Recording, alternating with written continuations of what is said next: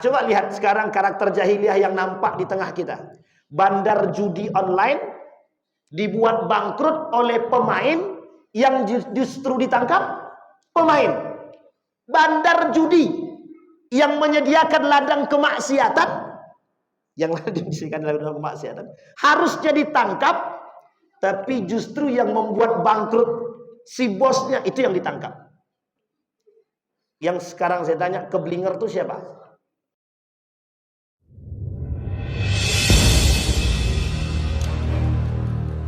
Alhamdulillahi Rabbil Alamin, wa bihi nasta'inu ala umurid dunya waddin, wassalatu wassalamu ala ashrafil anbiya'i wal mursalin wa ala alihi wa sahbihi ajma'in. Allahumma salli wa sallim wa barik ala hadzal nabiyil karim. Allahumma salli ala Muhammad wa ala ali Muhammad fil alamin innaka Hamidum Majid. Ya ayyuhan nasu taqu rabbakumul ladzi khalaqakum min nafsin wahidah wa khalaqa minha zawjaha wa batha minhuma rijalan katsiran wa nisaa'a wattaqullaha alladzi tasaaluna bihi wal arham innallaha kana 'alaikum raqiba. Puji syukur kehadiran Allah dengan mengucapkan alhamdulillahirabbil alamin, berselawat kepada Nabi dengan mengucapkan Allahumma salli ala Muhammad wa ala ali Muhammad fil alamin innaka Hamidum Majid. Bapak Ibu sekalian yang berbahagia, bagaimana kabarnya semua Bapak Ibu? Sehat? Sehat ya Bapak Ibu ya? Sudah merdeka Bapak Ibu? Ini maksudnya apa nih? Jangan pancing-pancing malam-malam hari Pak. Baik, kita berharap selalu merdeka Bapak Ibu. Doa itu yang baik-baik. Tapi beneran belum merdeka? Anggap sudah aja lah. Baik Bapak Ibu sekalian yang berbahagia, di malam hari ini mudah-mudahan Allah berkahi, Allah sehatkan kita semua, insyaallah husnul khatimah.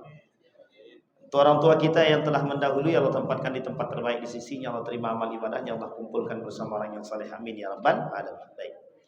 Baik Bapak Ibu sekalian yang berbahagia, malam hari ini kita akan mencoba mengkaji satu buku yang judulnya adalah Masailul Jahiliyah.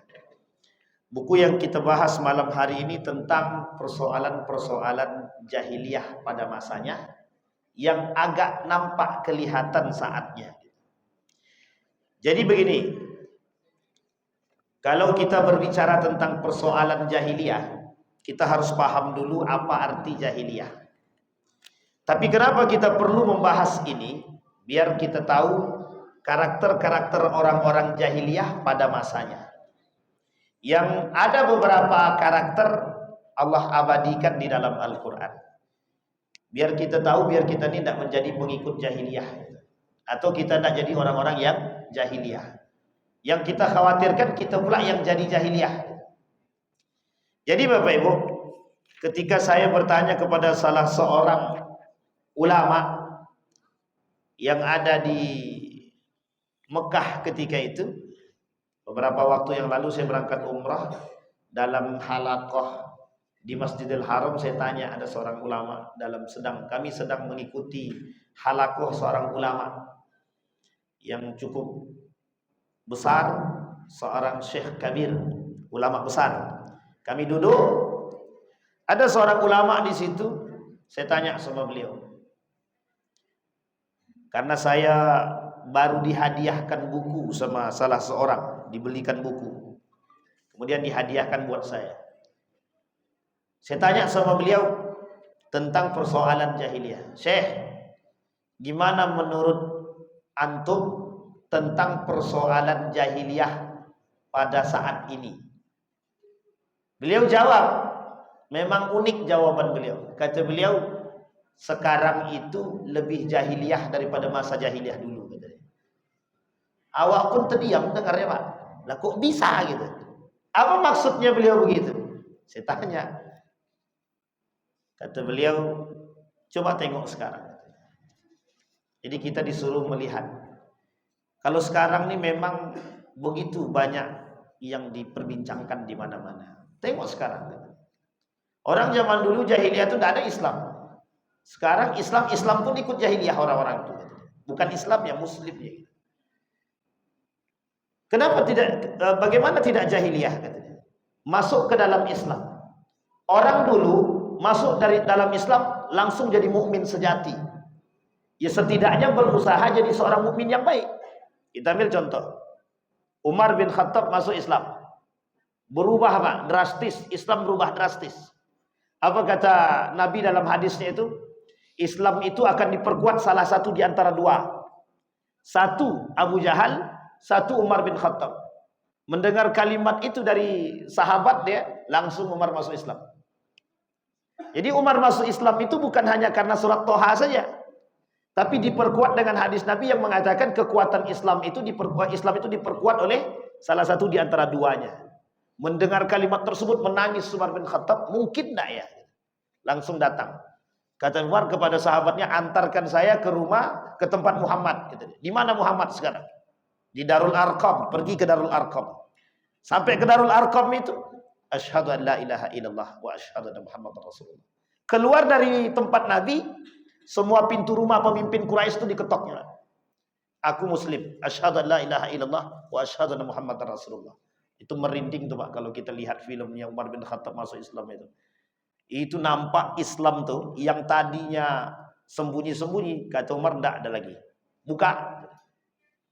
Yang unik dari sikapnya Umar, setiap umat muslim yang lemah-lemah itu, yang tertindas, langsung dibantu sama dia. Jadi kuat deh. Nah, kembali kepada poin tadi.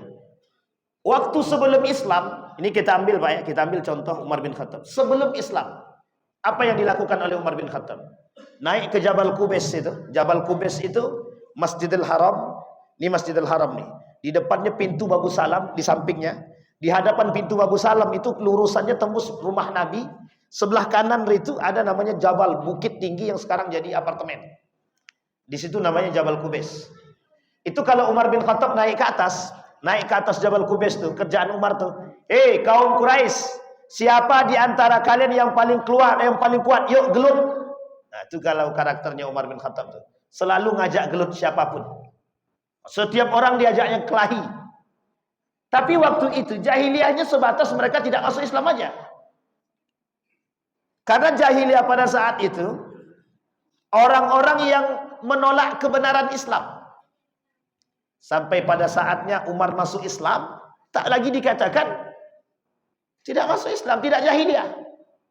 Jadi ketika itu Umar bin Khattab kerjaannya adalah mengajak orang gelut. Di mana ada orang terkuat, di situ ada Umar bin Khattab. Maka julukan Umar itu manusia terkuat, paling kuat gelut. Sehingga orang takut tuh. Kan yang dilakukan Umar begitu. Ketika dengar Nabi Muhammad ini sudah gencar-gencarnya membuat perpecahan di tengah kabilah Quraisy itu, apa kata Umar bin Khattab? Balik ke rumah, ambil pedang, taruhnya di sini. Di tengah jalan ditanya, mau kemana Umar? Mau bunuh Muhammad yang telah memecahkan kaum Quraisy, kata dia. Bukan karena agamanya, tapi karena terpecah belahnya kaum Quraisy. Coba sangarnya Umar bin Khattab waktu itu. Sendiri aja. Sendiri Pak. Yang lain tuh susun strategi, pengen bunuh Nabi, kapan bisa bunuh. Tapi pada Umar enggak. Langsung sikat, kata Umar. Pokoknya eksekusi. Tengah jalan, kata sahabatnya, balik. Mending kau balik ke rumah. Tengok adikmu udah masuk Islam. Nah, ini sejarahnya Umar bin Khattab. Jahiliyah pada masanya. Utsman ibn Affan. Sama. Hanya saja Utsman ibn Affan, Ali bin Abi Thalib, Umar bin Al-Khattab, Abu Bakr Siddiq punya karakter akhlak yang baik. Jadi jahiliyahnya mereka itu tak karena tidak mendengarkan Islam atau menutup kebenaran daripada Islam itu sendiri. Abu Jahal, cerdas apa bodoh? Abu Jahal itu cerdas apa bodoh? Cerdas. Kejahilian mereka apa? Judi, khamar, main perempuan. Judi, khamar, main perempuan, pesta rakyat, pesta-pesta, memperbudak, cuman itu doang. Sombong, angkuh karena kekayaan. Tapi kalau sekali dermawannya, minta ampun Pak, dermawan banget. Siapapun yang datang, siapapun yang masuk ke rumah Abu Lahab, Abu Jahal, Abu Sufyan, oh itu mewah banget Pak. Setiap malam, seberapa lama mereka nginap? 3 malam misalkan. Di setiap malamnya mesti ada minum khamarnya, ada judinya. Nah, itu kebiasaannya. Karena waktu itu mereka menghabiskan uang untuk judi menghabiskan uang untuk khamar, mendatangkan wanita-wanita untuk berjoget di hadapan mereka, itu biasa, tradisi, kebanggaan. Sehingga mohon maaf, sebelum Islam datang, nih ibu jangan tersinggung ya, sebelum Islam datang, perempuan itu tidak ada harganya sama sekali. Sama sekali tidak ada harganya. Apa kata mereka? Perempuan itu ibarat sendal. Kapan kami mau pakai, kami pakai. Enggak, ya sudah kami buang. Coba bayangkan. Sekarang, waktu itu, Islam belum datang. Setelah Islam datang, perempuan mulia sangat. Lah sekarang, mau dimuliakan, justru tak mau dimuliakan. Nah, itu perempuan zaman sekarang. Bayangkan Pak, ini perempuan jahiliyahnya perempuan sekarang. Ya enggak semua, sebagian ya. Zaman dulu, itu kalau Bapak Ibu melihat kerajaan Romawi, wanita-wanitanya itu Pak, bukan Romawi, Roma itu. Pada masanya, itu perempuannya pakai jilbab. Itu untuk membedakan mana bangsawan, mana yang bangsa yang hidup di awan. Enggak ada, yang terakhir itu ya. Mana bangsawan, mana orang biasa. Perbedaannya sederhana. Kalau pakai kerudung, meskipun setengah, itu tandanya dia wanita terhormat, orang bangsawan. Kalau tidak pakai kerudung, itu orang biasa. Lah sekarang, Islam datang, semua pakai kerudung. Terhormat apa tak terhormat? Islam mengajarkan wanita itu terhormat, tutup aurat. Sudah diajarkan jadi wanita terhormat, justru mereka buka. Mereka sendiri yang menghinakan diri mereka sendiri. Coba, jahiliyah mana sekarang? Waktu itu Islam belum datang. Sekarang Islam mereka, tapi mereka kembali kepada jahiliyah. Sekarang lebih jahiliyah mana? Maka kata saya tadi, sekarang itu lebih jahiliyah daripada jahiliyah itu sendiri. Orang jahiliyah pada masanya belum kenal Islam. Kenal Islam tapi menutupi diri daripada kebenaran Islam. Orang sekarang masuk Islam tapi justru lebih jahiliyah daripada jahiliyah itu sendiri. Sampai di sini bisa dipahami. Khamar contohnya. Minuman khamar, minuman keras. Zaman dulu Pak, mereka minuman khamar itu mencari di mana jualannya. Kalau sekarang kan dibuat. Dulu peminum-peminum khamar itu, mereka bertanya sama Nabi. Ini sudah masuk Islam. Tapi hukum khamar belum turun. Mereka tanya sama Nabi. Hukum salat turun, hukum khamar belum turun. Kata peminum khamar itu, kami boleh tidak minum. Tapi setelah itu salat. Kata Nabi, la taqrabus salat wa antum sukara. Jangan kalian dekati salat kalau lagi mabuk. Itu ada sebabnya itu Pak. Jadi satu ketika, ada seorang sahabat Nabi, bukan sahabat Nabi, yang masuk dalam sahabat Nabi karena hidup di zaman Nabi dan bertemu dengan Nabi dan beriman kepada Allah. Itu Pak, sedang sholat tapi sedang mabuk. Sehingga ada ayat Al-Quran itu tidak selesai. Salah Pak. Kata Nabi, la taqrabus salah. Kata Allah, la taqrabus salah wa antum sukara. Ini sebab turun ayat tadi. Jadi kata sahabat, berarti kami boleh mabuk setelah sholat. Coba bayangkan. Ini hukumnya belum keharaman. Jadi kami boleh mabuk sebelum sholat atau setelah sholat. Nabi tak menjawab, Nabi diam aja. Karena belum ada turun keharaman Pak. Karena tradisi jahiliyah ketika itu minum khamar biasa. Kita ambil contoh, Bapak Ibu kalau ke Amerika, ke Eropa, tidak usah jauh-jauh ke Eropa aja. Di Eropa itu, cara memanaskan badan itu minuman khamar Pak. Makan daging babi, kemudian minuman khamar. Itu panas badan dibuatnya. Sama Pak, dulu begitu juga. Dulu, itu juga begitu di salah satu daerah di tempat kita nih, di Indonesia ini ada. Kebiasaan itu harus minum khamar biar untuk memanaskan badan. Sekarang pertanyaannya, apa hukumnya minum khamar untuk memanaskan badan? Mau haram atau mau kita haramkan atau mau kita halalkan? Hukum khamar itu haram secara mutlak. Khamar, judi, pengharamannya mutlak sampai pada keharaman ainnya sekali, zatnya sekali. Saking haramnya Pak. Itu turunnya 3 kali tahapan itu. Satu tidak boleh, kata Allah, judi sama khamar itu minuman keras itu tidak ada manfaatnya. Kalaupun ada sedikit, lebih besar mudaratnya. Yang kedua, karena dia sholat, kemudian ngelantur ngomongnya. Turun ayat tadi tahapan kedua. Udah jangan kalian dekati sholat kalau kalian lagi mabuk. Yang ketiga, setan kata Nabi. Kata Allah, rijsun min amal syaitan. Artinya, apa maksudnya rijsun min amal syaitan? Dulu orang jahiliyah, karakternya begitu. Kata Nabi, kata Allah, hei umat muslim, orang-orang beriman, sudah kalian tinggalkan perbuatan-perbuatan jahiliyah pada masanya. Ini bukan perbuatan orang-orang beriman, bukan. Tapi sekarang berislam deh, mukmin deh, judi oke, khamar jalan. Ada satu lagi yang harus digandeng itu, main perempuan. Itu selalu bertiga, itu selalu akrab tuh Pak. Kalau ndak judi dia, khamar dia. Kalau ndak khamar dia, main perempuan dia, selingkuh dan lain sebagainya. Nah, saya mau katakan kepada Bapak Ibu, tengok berita itu. Coba tanya di Google itu, data pemain judi online terbesar. Nah, nanti ketemu tuh Pak, judi online itu siapa? Rata-rata anak di bawah umur di Indonesia ini pemain judi online dan game online. Anak di bawah umur. Tapi itu muslim semua. Nah, coba lihat sekarang karakter jahiliyah yang nampak di tengah kita. Bandar judi online dibuat bangkrut oleh pemain yang justru ditangkap pemain. Bandar judi yang menyediakan ladang kemaksiatan, yang disediakan ladang kemaksiatan, harusnya ditangkap, tapi justru yang membuat bangkrut si bosnya itu yang ditangkap. Yang sekarang saya tanya, keblinger itu siapa? Yang Bapak Ibu tahu keblinger itu ya? Yang orang jawab pasti tahu nih. Apa keblinger itu bahasa Indonesianya, Bang? Begitulah, Pak. Pokoknya terbalik lah, gaya berpikirnya terbalik. Begitulah. Coba bayangkan. Masuk akal enggak? Yang menyediakan ladang kemaksiatan tidak ditangkap. Yang menghancurkan kemaksiatan itu yang justru ditangkap. Jadi bahasa sederhananya gini secara jahiliyah itu. Dulu jahiliyah, jelas mana maksiat, mana yang tidak maksiat itu jelas. Pelaku-pelaku kezaliman jelas hukumannya, yang pelaku kebaikan jelas balasannya. Tapi sekarang enggak. Sekarang tidak. Yang benar justru disalahkan, yang salah justru dibenarkan. Yang kayak gini nih yang disebut dengan jahiliyah, lebih jahiliyah pada masanya. Sampai di sini paham Bapak Ibu ya? Baik. Apa kata Allah dalam Al-Quran? Setidaknya kata Allah, kata para ulama ahlul mufassirin, ulama-ulama Quran itu mengatakan setidaknya ada 4 ayat yang membicarakan tentang karakter jahiliyah di dalam Al-Quran secara spesifik dan disebutkan kejahiliyahannya. Satu kata Allah, wa ta'ifatun qad ahammathum anfusuhum yadhunnuna dhannal jahiliyah.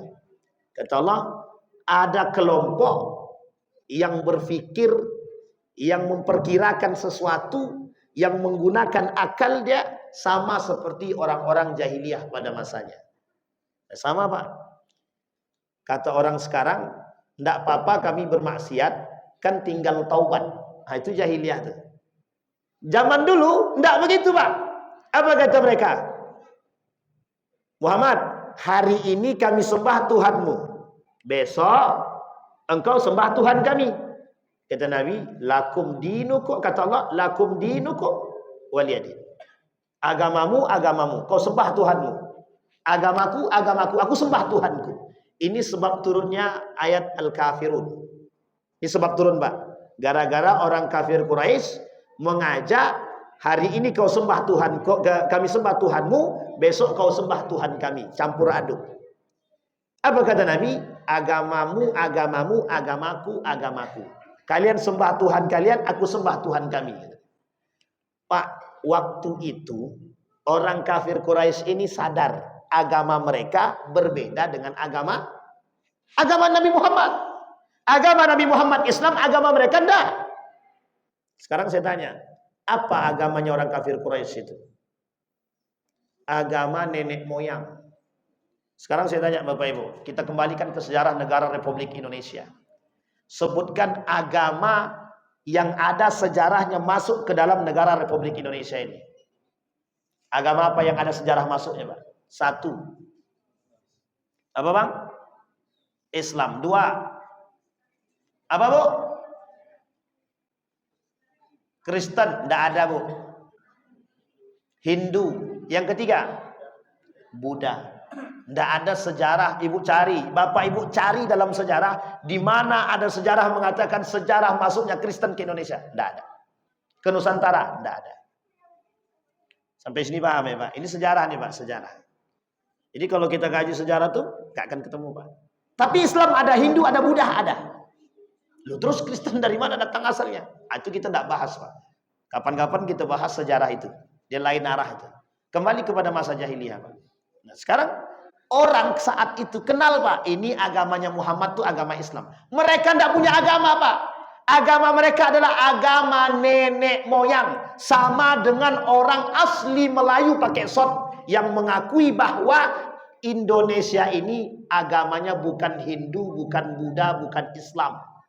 Agamanya adalah animisme. Bukan animisme. Agamanya adalah penghayatan agama nenek moyang. Sampai pada masanya keluar, Pak, mereka protes kepada pemerintah negara Republik Indonesia. Pemerintah, kenapa yang diberikan tempat di KTP itu cuma Islam, Buddha, Hindu, Kristen, dan Konghucu? Sementara kami agama penghayatan nenek moyang kenapa nggak dikasih? Sekarang pertanyaannya, di mana letaknya agama penghayatan nenek moyang itu? Nggak ada, Pak. Sama. Orang jahil itu begitu. Mereka tidak punya, kafir Quraisy tidak punya agama, Pak. Mereka mengaku agama nenek moyang kami. Pertanyaannya mana? Tidak ada, Pak. Datang Islam untuk membenarkan agama yang ada ketika itu dua. Yahudi, Nasrani itu pun baru ditemukan, baru nampak betul ada agama dua ini yang paling kuat di Madinah, bukan di Mekah. Di Mekah yang paling berkuasa kafir Quraisy, orang kafir Quraisy, Pak, yang paling berkuasa. Makanya disebut di situ kafir Quraisy, digandeng orang yang menutupi diri dia daripada kebenaran. Jahiliyahnya mereka disebutkan dalam Al-Quran menutupi diri dari kebenaran. Sekarang saya tanya, ada orang yang sudah membuka diri dia terhadap kebenaran, justru mereka langgar kebenaran tersebut. Lebih jahiliyah daripada. Sampai di sini bisa dipahami. Baik, apa kata Allah dalam Al-Quran? Poin pertama jahiliyah tadi, zannal jahiliyah, orang yang berpikir sama seperti orang jahiliyah. Sederhananya begini, yang disebut dengan gaya berpikir jahiliyah itu orang yang tidak mengakui kekuasaan Allah, orang yang tidak menghadirkan Allah dalam setiap perbuatan, orang yang merasa diri dia lebih hebat daripada Allah, orang yang mengakui bahwa setiap usahanya karena diri dia bukan karena Allah. Apa lagi? Nak, belajar kau nak. Kalau tidak belajar kau bodoh. Tidak ada Allahnya di situ. Tidak ada Allahnya. Ini ciri-ciri, indikasi jahiliyah pada masanya. Maksudnya apa, Bosan? Ciri-ciri orang-orang yang menafikan keberadaan Allah. Saya tanya Bapak Ibu, siapa yang mencerdaskan kita? Manusia belajar atau Allah? Ada orang belajar mati-matian. Saya temukan, Pak, kawan saya sendiri. Belajar mati-matian, satu angkatan kami, Pak. Oh, itu belajarnya rajinnya bukan main. Tapi kelasnya selalu paling terakhir. Ada kawan saya, itu kalau belajar cuma mendengarkan orang bersuara. Saya membaca materi, dia mendengarkan sambil tidur-tiduran. Sambil tidur-tiduran. Nomor 3, panggilan ketiga di satu angkatan 1000 orang. Malam tidak tahajud. Pagi habis sholat subuh baca Quran. Semua aktivitas kami baca Quran di pondok itu. Selesai baca Quran, diambilnya piring, dibawanya buku, tidak pakai tas, dia langsung ke dapur. Sampai ke dapur, dia makan. Habis makan, dia balik langsung ke kelas. Di kelas dia tidur lagi. Kapan dia belajar? Kami pun hampir tidak melihat dia belajar. Nomor 3, Pak. Di antara angkatan kami hampir 1000 orang, panggilan ketiga. Coba bayangkan. Oh, jenius tuh Ustaz. Belum tentu. Bisa jadi dalam tidur dia tidur ayam tapi dia belajar. Itu husnuzonnya begitu. Tapi Bapak Ibu, Allah kata dalam Al-Quran ada namanya ladun, milladunka, yang menyebabkan kata orang ilmu laduni. Saya kesampingkan proses ilmu laduninya. Tapi yang kita maksud campur tangan Allah dalam kecerdasan. Wattaqullaha wa yu'allimukumullah. Ini Pak dalam kitabnya Kaifa Yubarrijul Quran al-Hayah. Bagaimana seorang mukmin itu memproseskan Al-Quran dalam kehidupannya. Istilah sekarang namanya living by the Quran. Living by the Quran. Hidup dengan Al-Quran. Apa kata dalam kitab tersebut? Apa makna Iqra tadi? Ini sudah dilihatkan Pak dalam gambarannya sudah dikatakan. Nabi disuruh baca Iqra ma'ana biqari sampai 3 kali. Nabi suruh baca pertama, Nabi tidak bisa. Suruh baca lagi kedua, Nabi tidak bisa. Dibaca lagi yang ketiga, Nabi tidak bisa.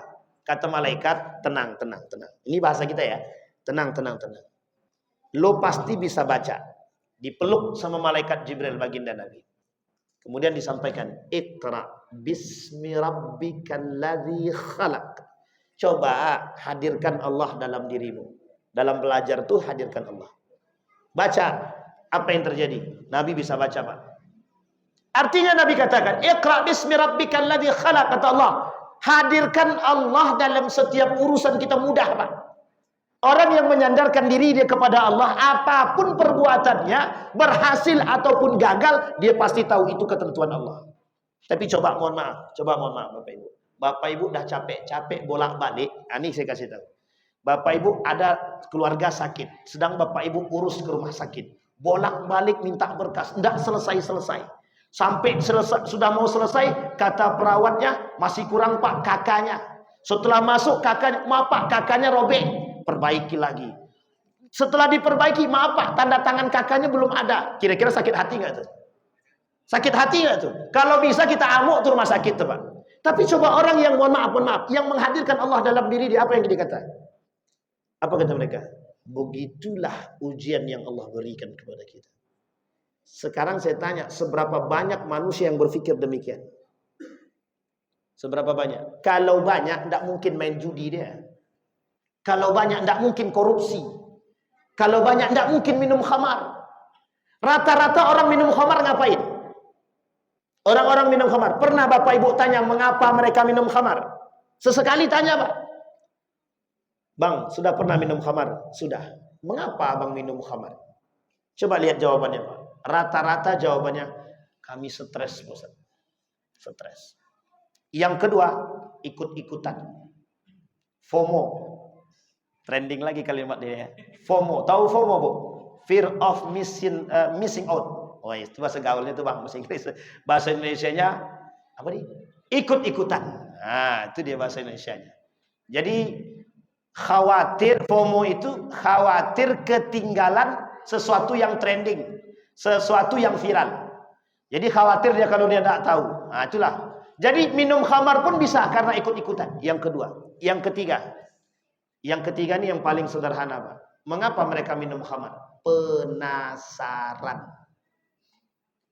Nah, ini kita klasifikasi. Yang pertama, yang minum khamar gara-gara stres, itu mesti orang punya banyak masalah. Itu di atas 30 tahun ke atas. Rata-rata orang-orang yang sudah punya rumah tangga. Aduh, pusing. Tagihan, PLN, rumah kontrakan, segala macam. Pelariannya tidak tahu kemana. Khamar, Pak. Pelariannya nggak tahu kemana. Judi, Pak. Berharap dengan judi menang. Tahu-tahu ya, makin hancur, Pak. Makin hancur. Sama, Pak. Ada orang, mohon maaf, ini jangan tersinggung ya. Ada orang yang kalang kabut dengan kehidupan ekonomi dia. Lari dia ke tempat riba. Dikiranya solusi, makin hancur. Yang tadi rumah tangganya baik, karena main urusan riba di bank konvensional, makin tersiksa hidup dia, Pak. Habis. Nah, jangan tersinggung ya kalau udah sebut merek itu. Nah, itu poin, Pak. Jadi jahiliyahnya di situ. Itu jahiliyahnya. Sampai di sini paham. Yang kedua, orang minum khamar itu karena apa? FOMO tadi, ikut-ikutan. Ini saya ambil contoh. Di mana posisi ini, Pak? Posisi ini 30 tahun ke bawah, Pak. Kalau ndak minum khamar, Wan, kalau kau tak minum, ndak asik lu. Kau selalu gabung sama kami. Kami minum, kau ndak minum. Hari ini selamat deh, Pak. Ndaklah, aku ndak mau minum. Besok dicecar lagi, Pak. Alah, kayak gitu aja sedikit cuman pun ndak akan mabuk dah. Nah, yang kedua, yang ketiga dicecar lagi, Pak. Sampai yang kelima, iyalah minum juga, Pak, akhirnya. Karena posisinya mau ndak mau, Pak. Yang ketiga, penasaran. Makanya Bapak Ibu, jangan sembarang bicara persoalan judi, persoalan khamar, perzinahan sama anak yang umurnya 20 tahun ke bawah. Jangan. Penasaran mereka sekarang jauh lebih tinggi dari penasaran Bapak Ibu waktu dulu. Kalau Bapak Ibu zaman dulu, nak jangan, iya. Kalau anak sekarang, nak jangan, ditanyanya Pak, kenapa? Karena itu tidak baik. Apa sebab? Sampai capek kita menjawabnya, Pak. Tidak akan selesai. Pada akhirnya apa yang mereka lakukan? Mereka ambil HP, buka. Oh, ini tuh yang disebut dengan mohon maaf. Ini yang disebut dengan khamar. Ini yang disebut dengan judi. Apa yang mereka lakukan, Pak? Penasaran. Coba. Akhirnya, tadi kalimat tersebut, Pak. Sampai di sini bisa dipahami, Bapak Ibu ya. Nah, ini poinnya, Pak. Jadi posisi kita sekarang ini memang serba agak sulit. Ini yang disebut dengan dhannal jahiliyah. Gaya berfikirnya jahiliyah. Sudah minum obat? Sudah. Kalau kau tak mau minum obat, kapan kau sembuh? Nah, ini sama. Kita terjebak dalam hal-hal sepele, tapi ternyata dalam urusan seperti ini tidak ada Allah. Jangan sampai seolah-olah kita, mohon maaf, melakukan sesuatu itu karena kehebatan kita. Na'udzubillah, tsumma na'udzubillah. Makanya Bapak Ibu, kata Nabi, kata Allah dalam Al-Quran itu, Samillah. Mulaikan segala sesuatu itu dengan Bismillah. Kalau kata Agim tuh dimulai dari, oh salah, itu dimulai dari diri sendiri ya. Nah, ini dimulai dengan Bismillah Pak. Segala sesuatu. Bismillah ya Allah aku mau mencuri. Nah, itu tak boleh. Bismillah ya Allah aku minum khamar. Semoga tidak mabuk. Itu tak boleh. Itu jelas bertentangan Pak. Sampai sini paham ya Bapak Ibu ya. Yang baik dan yang buruk tidak akan bisa bercampur. Tidak akan. Ibarat minyak dengan air terpisah Pak. Tapi kedua-duanya minyak dan air masih baik Pak. Tapi yang lain tidak baik. Khamar haram. Bismillah baik. Kira-kira apa hukumnya orang sebelum berzinah bismillah? Apa hukumnya orang sebelum berjudi dia bismillah? Apa hukumnya sebelum minum khamar tapi bismillah? Nah, ini poin penting. Sama yang dilakukan oleh para pembunuh Utsman ibn Affan, Ali bin Abi Thalib, Umar bin Al-Khattab. Bismillahi Allahu Akbar ditusuk. Tapi dia pakai nama Allah.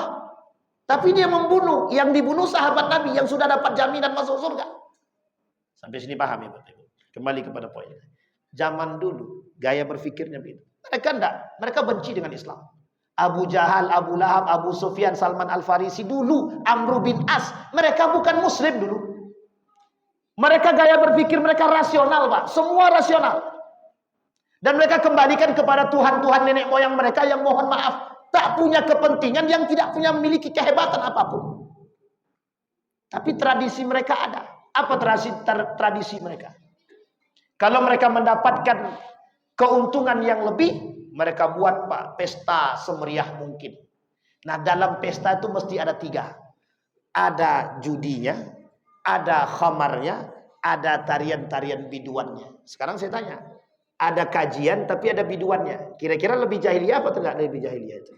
Dulu tidak ada Islam Pak, tapi dibuat begitu. Itu kan di luar konteks Islam. Lah sekarang Muslim mereka campur adukkan sesuatu yang baik dengan yang tidak baik. Itu jelas lebih jahiliyah daripada jahiliyah. Kenapa? Apa mereka tidak mengerti? Sampai sini paham Bapak Ibu? Ini kita ambil contoh sederhana. Orang zaman dulu sebelum Islam datang tahu mereka mana perempuan mana laki-laki. Sekarang dicampur adukkannya laki-laki dan perempuan. Apa bedanya kita dengan mereka? Bedanya cuma satu. Dulu mereka tidak Islam, sekarang kita Islam. Itu aja bedanya. Maka Bapak Ibu sekalian yang berbahagia, kita kenanya di situ. Jahiliyahnya sekarang itu ya di situ. Sehingga mohon maaf, gaya berpikir sekarang ini lebih tinggi daripada orang-orang jahiliyah dahulu. Padahal orang jahiliyah dahulu bukan bodoh-bodoh juga. Tapi uniknya sekarang, mereka yang mohon maaf, yang mengarahkan kita kepada jahiliyah itu justru mereka yang berilmu tinggi, beragama, justru mengajak kita kepada kejahiliyahan. Sampai di sini paham ya Bapak Ibu ya? Baik. Yang kedua, setelah zonal jahiliyah, yang kedua itu disampaikan oleh Allah dalam Al-Quran itu, hukmul jahiliyah, hukum-hukum jahiliyah. Berbicara tentang hukum jahiliyah pada masanya Pak, itu dah jelas Pak. Orang jahiliyah dulu, Islam belum datang, mereka kembalikan hukum kepada nenek moyang, adat istiadat. Jadi semua itu tergantung persoalan adat istiadat. Misal, ada yang nikah, kembalikan pada nikah adat, kembalikan kepada tokoh-tokoh saat itu. Misal, yang ketika itu, yang nikah misalkan kabilah yang biasa mau menikahi kabilah yang kaya. Ini contoh nih. Kabilah kelompok yang biasa menengah ke bawah menikah dengan kelompok yang menengah ke atas. Itu lain Pak. Ada tradisinya. Kalau mau kau menikah dengan anakku, ada syaratnya. Apa syaratnya? Maharnya harus lebih besar. Ini posisinya Pak. Sebenarnya dia mau katakan, tidak layak engkau nikah dengan anakku. Sampai sini paham Pak? Sekarang ada yang begitu. Muslim dia. Mukmin mengaku orang berislam. Tapi jangan tersinggung Bapak Ibu yang pakai standar untuk anaknya. Kalau kau mau nikahkan anakku, silahkan minimal 100 juta. Itu beda tipis dengan jahiliyah zaman dulu itu. Sampai sini paham Pak ya? Tapi kan kata Nabi, pokoknya mahar terbaik Ustaz. Itu mahar atau bukan? Itu hantaran, bukan mahar. Nah, ada yang mengatakan hantaran itu bisa masuk dalam mahar, ya terserah. Tidak ada masalah. Tergantung cara pandang itu. Hanya saja ada orang tidak jadi nikah gara-gara aku cinta sama anak itu. Yang cinta nih yang laki-lakinya hafal Quran 30 juz. Baik orangnya. Tapi sayang, bapaknya nolak. Karena minta maharnya 100 juta. Sementara yang ini tadi maunya aku nikah dengan mahar hafalan Quran. Sekarang lebih berharga mana? Hafal Quran apa 100 juta? 100 juta belum tentu mampu mencetak penghafal Quran. Sampai sini paham Pak? 100 juta itu belum tentu mampu mencetak para penghafal Quran. Orang yang hafal Quran dihargai 100 juta itu rendah sangat. Sangat rendah sekali. Sampai sini paham ya Bapak Ibu? Jadi sekarang nih gaya berpikir kita begitu Pak. Sama kayak jahiliyah dulu gitu. Dalam otak dan benak kita ini adalah harta dan kedudukan. Kalau yang datang tuh mohon maaf. Yang datang tuh anak orang kaya, tidak perlu banyak tingkah. Kalau perlu sekarang akad nikahnya. Tapi coba yang datang orang biasa-biasa saja. Banyak betul. Inilah, itulah. Gitu. Padahal anak dia dah sama-sama suka. Bapak dia bilang, apa kata bapak dia? Kau mau nikahi anakku? Iya. Sudah kerja? Belum. Kau mau kasih makan apa anakku? Coba bayangkan. Kan tak salah kalau begitu Ustaz. Sebenarnya tak salah. Tapi tengok dulu. Yang datang ini siapa? Kalau yang datang ini orang yang mohon maaf. Memiliki agama yang baik. Seharusnya tidak kita tolak. Kenapa? Karena kita khawatir anak kita tak makan. Pertanyaannya mohon maaf Pak. Yang memberi makan itu siapa? Siapa yang memberi makan anak kita ini sekarang? Bapak Ibu yakin kalau anak-anak kita ini punya rezeki tersendiri? Yakin? Betul. Coba tinggalkan dia. Tinggalkan dia. Kalau memang yakin, ya Allah aku tinggalkan anakku ini, insya Allah ada yang kasih makan. Kalau Bapak Ibu tidak yakin jangan tinggalkan. Tapi kalau yakin tinggalkan. Kenapa saya uji coba Pak? Untuk menguji tingkat keimanan kita. Kita ini sebenarnya yakin apa tidak sama Allah? Saya yakin dalam diri kita hampir 80% kita mengatakan khawatir. Kenapa kita khawatir? Nanti anakku makan bagaimana ya?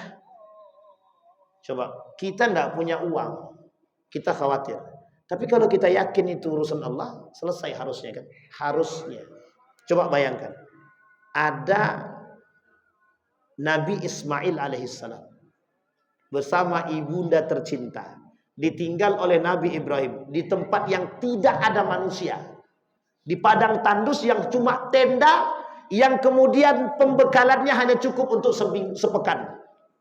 Sekarang saya tanya Bapak Ibu, ada ndak orang sekarang yang bisa hidup tinggal di hutan? Ditinggalin, ndak ada apa-apa, tinggal di hutan. Apalagi anak zaman sekarang Pak, mohon maaf, tinggal di rumah yang sudah ada bahan makanannya pun ndak sanggup dia tinggal. Coba bayangkan. Kenapa? Kita sudah mengajarkan anak itu jauh daripada Allah. Sudah kita ajarkan dari awal. Kita jauhkan mereka daripada Allah. Ini yang disebut dengan karakteristik jahiliyah. Sampai di sini bisa dipahami Bapak Ibu ya. Sekarang pertanyaannya muncul. Kira-kira adakah kita menanamkan karakter seperti ini dalam rumah tangga kita? Itu yang harus Bapak Ibu pahami. Jangan sampai kita yang justru menanamkan yang sifat-sifat karakter jahiliyah ini dalam rumah tangga. Kata anak kita, kata kita kepada anak, kata anaknya begini, Mak, sebentar aku mau sholat dulu. Kata maknya, ntar aja sholat dulu, ntar aja sholat. Kadang anak mau sholat, orang tua yang larang sholat. Kata suaminya, ibu saya mau ke masjid ya.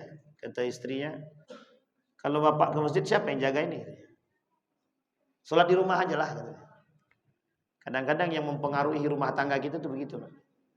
Atau sebaliknya, istri mau ke masjid, kau tak boleh ke masjid sebelum dapat izin dari suami gitu. Jadi penguasa rumah itu kan begitu. Jadi seolah-olah hati-hati Pak, hati-hati Bapak Ibu, jangan terjebak dalam persoalan jahiliyah. Apa kata seorang ulama yang bernama Syekh Abdul Razak? Kata Syekh Abdul Razak itu begini. Jangan sampai kita memasukkan nilai-nilai jahiliyah itu pada masanya ke dalam rumah tangga kita, yang pada akhirnya kita mengantarkan mereka kepada kejahiliahan. Justru kita yang menghancurkan Islam di dalam rumah tangga kita sendiri. Coba bayangkan. Apa contoh yang lain? Saya tanya sama Bapak Ibu, lebih banyak mana yang Bapak Ibu berikan kepada anak? Mengajarkan matematika, bahasa Inggris, bahasa Indonesia, atau baca Al-Quran? Itu PR kita bersama. Bapak Ibu jawab sendiri. Kalau seandainya jawaban itu adalah mohon maaf, ternyata lebih banyak yang kita ajarkan matematika, bahasa Indonesia, bahasa Inggris kepada anak, dan porsi Al-Quran itu hanya sedikit yang kita berikan kepada mereka. Mohon maaf, jangan kita terlalu banyak bermimpi untuk menghasilkan generasi-generasi yang takut kepada Allah. Kenapa? Karena kita sendiri yang menjauhkan mereka daripada Al-Quran. Sekarang kita kembalikan. Sudah siap Bapak Ibu memberikan porsi terbaik kepada anak dari urusan agama? Sudah siap atau belum? Kalau belum siap, harus siap-siap. Kenapa? Kalau Bapak Ibu tidak siap, jangan salahkan sekolah. Nak, kau kan sekolah pesantren. Kok kau pulang ke rumah kayak hantu aja? Sekarang jangan salahkan pesantren. Di pesantren mereka sholat, di rumah bagaimana orang tuanya? Kami sholat mak, tapi mak dan bapak tidak sholat. Kalau kami suruh, kata mak bapak, engkau tuh belum besar kaki. Paham maksudnya Pak? Jangan ngatur orang tua. Yang ada orang tua ngatur anak. Anak ngajak sholat, orang tuanya bilang begitu. Sekarang persoalannya di situ Pak. Sehingga kita sendiri yang terasa sedang membentuk karakter jahiliyah dalam rumah. Gitu. Sampai sini paham ya Bapak Ibu ya. Pokoknya nak, kau belajar yang rajin. Biar nanti kau selesai belajar, sudah pintar, sudah cerdas, dapat kerja. Ada enggak kalimat Allah di situ? Ada enggak kalimat, nak, kau belajar yang rajin agar sholatmu bagus? Enggak ada Pak. Kita katakan, nak, belajar yang rajin, nanti kau mudah cari pekerjaan. Bapak Ibu tengok sekarang, berapa banyak pengangguran-pengangguran itu. Yang S1, S2. Pengangguran kan? Pengangguran. Pertanyaannya diawali dengan apa mereka? Mohon maaf Pak, karena kita jauh daripada agama. Seolah-olah mohon maaf, ilmu yang kita dapat tidak dihargai oleh siapapun. Kita melas kepada manusia. Mohon maaf Pak, kata guru saya, orang berilmu haram hukumnya ngemis pekerjaan. Orang berilmu haram hukumnya mengemis pekerjaan. Mengemis ya, kalau mencari boleh, tapi mengemis pekerjaan hukumnya haram. Kenapa saya katakan demikian? Hari ini orang yang berilmu seharusnya mampu merubah diri dia. Apalagi kalau dia berilmu dengan beriman. Maka kita kembalikan Pak. Poin orang berilmu harus digandeng dengan keimanan. Kalau tidak beriman dia selesai urusan kita Pak. Sudah pengangguran, tidak punya iman, sholat jarang. Apa yang nak kita banggakan lagi? Mati ketika itu kira-kira surga atau neraka? Nah, jawablah masing-masing kan. Baik Bapak Ibu sekalian yang berbahagia. Boleh terakhir. Silakan Pak. Ustaz, saya mau bertanya. Boleh. Ada sebuah perkumpulan, saya tidak menyebutkan apa nama perkumpulannya. Mereka melakukan iuran. Nanti uang yang terkumpul mereka undi. Ada 2 orang yang diberangkatkan umroh. Apakah ini 100% judi atau tidak? Mereka punya perkumpulan. Terus arisan begitu? Bukan, dia kumpul. Waktu dikumpulkan untuk umroh, tapi yang berangkat hanya 2 orang. Yang berangkat 2 orang, yang lain nggak berangkat. Tidak berangkat. Artinya atau apakah yang lain dapat giliran pada waktu yang lain? Oh itu spekulasi kalau gitu. Kalau spekulasi begitu jelas haram itu. Masa kita mau? Tapi begini. Dia ada satu kesepakatan begini. Misal. 1, 2, 3, 4 orang ini. Kita sepakat begini. Pak, kita kumpulkan uang ya. Kita kumpulkan uang, kita niatkan untuk memberangkatkan orang umrah. Oke Bapak Ibu ya. Ini poinnya. Tapi yang kita berangkatkan adalah orang-orang yang tidak mampu. Misalnya.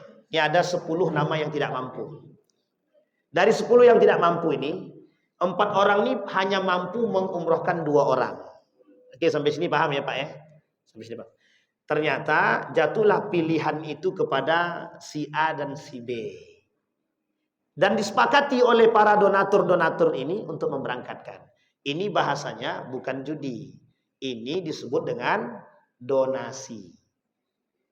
Mungkin tidak yang 10 orang itu bisa berangkat ke depan hari? Mungkin. Selagi mereka masih hidup dan masih punya program yang sama, insya Allah dengan hasil tersebut bisa berangkat lagi.